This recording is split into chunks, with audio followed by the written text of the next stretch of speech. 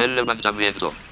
Las señales del ocaso se formaban como dueño del horizonte, haciendo presencia entre las hojas de los árboles. El capataz furioso corría y corría con su respiración agitada, perseguido por la turba de braceros enfurecidos que movían sus machetes en el aire mientras gritaban con rabia, expandiendo el sonido de sus chirridos por todo el valle. Al notar que les daban alcance, aprovechó un descuido de la miríada, y se escondió detrás del tronco seco de una mata de javilla hueca protegida por la resina de la carcoma, y con la corteza descalabrada, desapareciendo de la vista de la legión por un momento. La brigada se detuvo de repente buscándolo entre las hojas. El árbol con la mitad de las ramas hecha charamicos, se postraba entre las cañas como un pequeño castillo de arena, plantado sobre una árida tierra que parecía el patio de la casa campestre de los soberanos de los ingenios. De pronto los jornaleros con sus machetes en altos se dieron cuenta dónde se había ocultado su perseguido.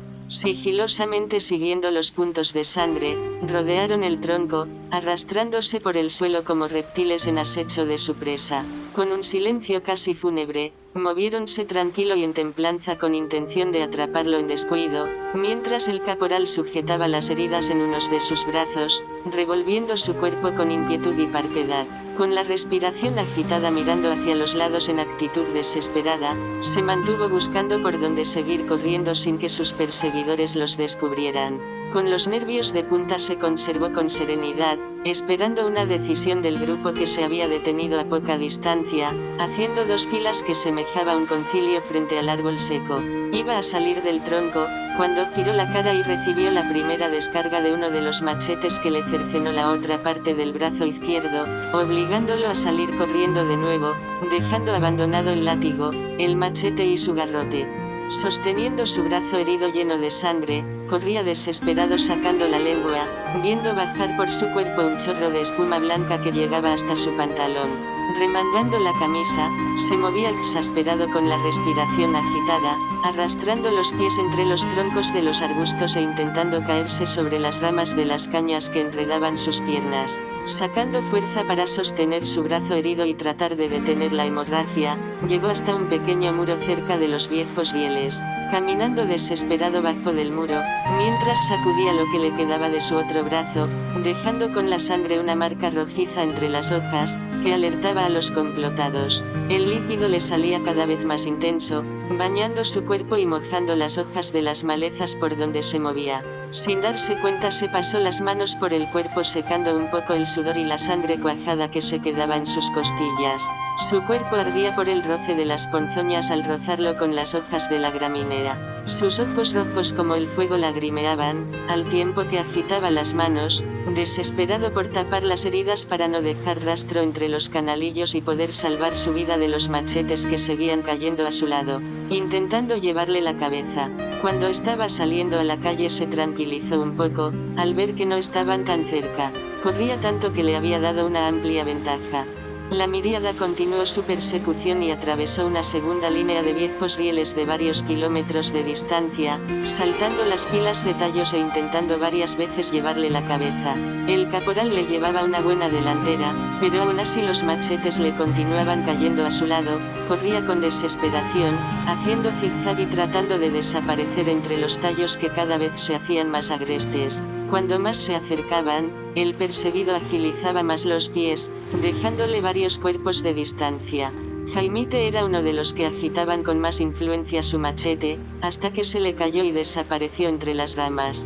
Todos corrían con desesperación moviéndose sobre los surcos que desaparecían debajo del colchón de hojas secas que se enredaban entre las matas, con los rostros llenos de furia, emitiendo gritos que parecían el llamado de libertad. La reata lanzaba los machetes al aire tratando de atrapar a su víctima.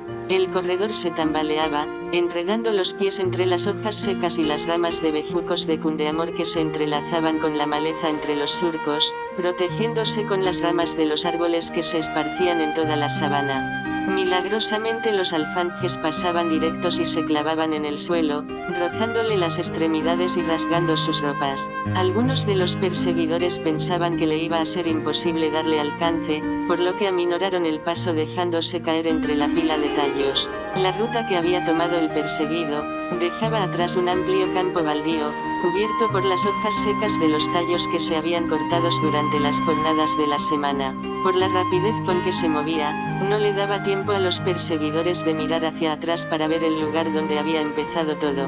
Al llegar a la calle embaldosada, comenzó una ligera llovizna, una de las tantas que cayeron durante el día. Los labradores que seguían corriendo, iban reduciendo su persecución al notar la distancia que llevaba el perseguido.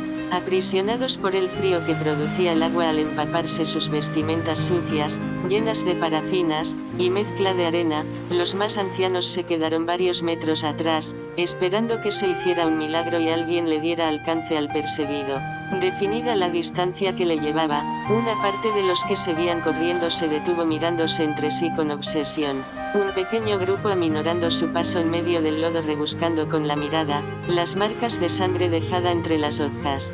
«Hay que ver quién fue el culpable de que se escapara», gritó uno de ellos al detenerse al cruzar los últimos rieles, mientras los demás continuaban corriendo, observando la distancia entre ellos y su inmolado jefe. «Aún no se ha escapado», sonó la voz de alguien que lo seguía muy de cerca. «Podemos darle alcance. Tenemos que ser ágil. Uno coge por aquí, otros por allí», dijo otro provocando la división del grupo. Al sentir la proximidad de sus perseguidores, el capataz aceleró la velocidad sin mirar atrás, esperando no ser alcanzado por los machetes que continuaban cayéndole entre los pies. Algunos chocaban con su cabeza y cortaban parte de sus cabellos, salvándose asombrosamente de ser atravesado. Estaban a pocos metros de conseguir su meta, cuando se escuchó el ruido de una locomotora que atravesaba los campos, por los rieles oxidado del viejo trayecto que enlazaba la fábrica con los villorrios. Varios mayorales con uniformes de supervisores y partes de los vigilantes, que cuidaban los intereses de los dueños de las empresas, se desmontaron de los vagones con escopetas en manos, atacando la rebelión de anarquistas con fiereza, asesinando a varios de los perseguidores que se devolvieron al escuchar los primeros disparos. La reata se dispersó por todo el campo y con rugidos de desesperación se movían, gritando palabras en creole que los atacantes no entendían, hasta que ambos grupos se internaron entre la agreste vegetación de gramíneas cubierta por los bejucos.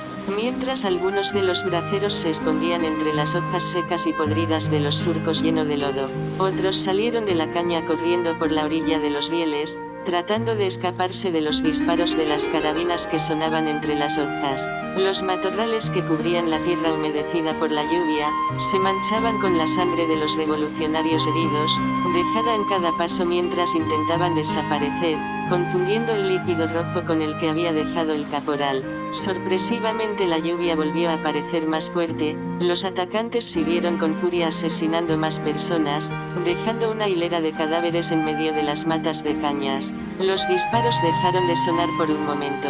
Un silencio misterioso y algo sepulcral invadió el campo, que se había cubierto rápidamente de una extraña neblinilla como una redecilla blanca que se extendía por todo el valle, arropando las hojas de las cañas. La calma se mantuvo durante varios minutos, como esperando que alguien se moviera entre la capa blanca.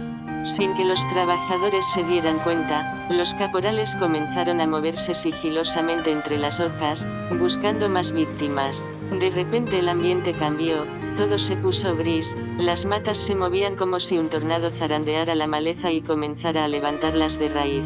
Gritos de agonía empezaron a escucharse entre la cortinilla de niebla, notándose a los caporales salir de los cañaverales desesperados. Un extraño fenómeno se revolvía entre las matas y les arrebataba las escopetas, dejándola caer al suelo entre la maleza mojada por la sangre. El líder de los braceros, con una sonrisa en la cara y un caminar pausado medio cuadroso, se detuvo a mirar desde lo alto de un muro de tierra en medio del campo, observando cómo los machetes se movían golpeando las cabezas de los perseguidores, quienes corrían hacia los vagones desesperado gritando: «Es una trampa. El diablo está entre las cañas, el diablo está entre las cañas. Salgan rápido. El diablo está en las matas». Mientras se movían, los furgones de la locomotora se iban abriendo de forma automática, al tiempo que un insólito remolino sacudía las matas como si las fuera a arrancar de raíz, elevando los cuerpos de los atacantes al aire.